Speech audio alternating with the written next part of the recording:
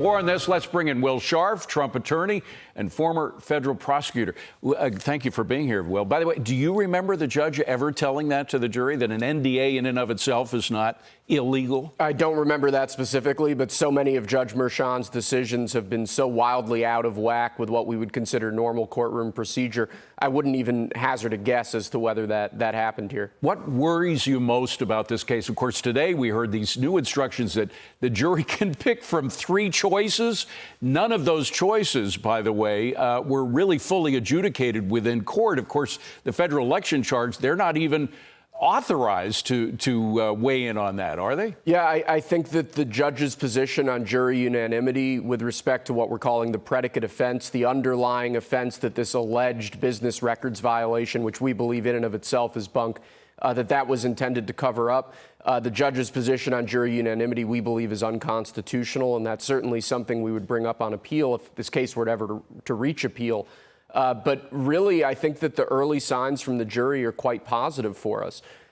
Joe Biden is ready to spike the football at a White House press conference.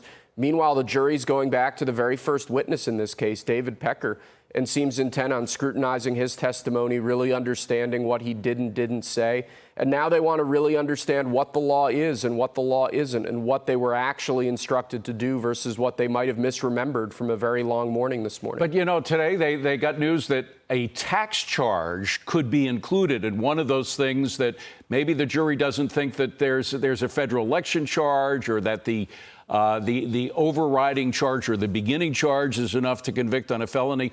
But just a tax charge that they just heard about today would be enough. There hasn't been any evidence provided in this case about the tax charge, right? That's exactly right. Litigating this case, it's been like sort of going after a piñata at times, that just pinning down the prosecution on what their actual theory of the case is something we've never had clarity on. And I think that's reflected in the jury instructions. And it just goes to show how outrageous this entire prosecution has been. Now, you and a lot of other people have said that there are many grounds for an appeal on this case. And I believe that, all kinds of grounds for appeal. This unique suggestion to the jury that they pick one of 3 and that's enough to convict.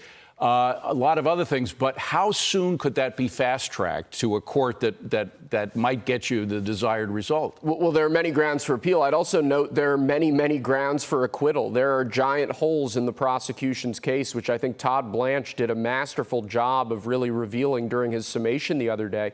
I don't think the prosecution has come close to proving that President Trump did anything wrong, certainly not that he committed any business records fraud.